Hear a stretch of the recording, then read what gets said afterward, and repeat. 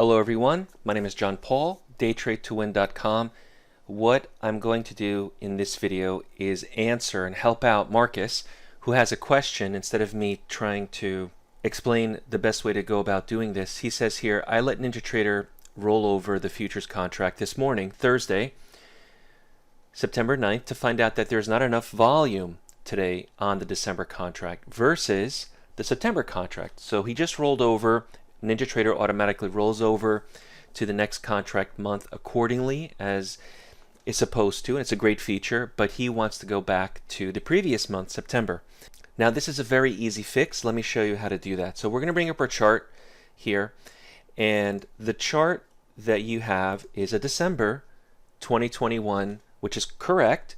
We rolled over as intended, but you want to see the September, the previous month, the September 9/21, which just rolled over. So what we're going to do is click on the chart itself and type in, just click on the chart, type in ES space 0921. What you're telling NinjaTrader to do is you're telling him to pull up a chart with the September 21 contract. You click enter, and here we have, as you can see on the top left-hand corner, September 2021 contract. Now you still have to roll over at some point next week because the volume is going to become less and less.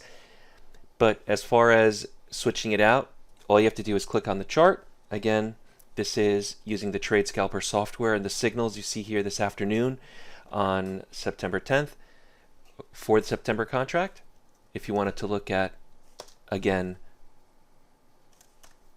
the current December, type it in, and there you have it.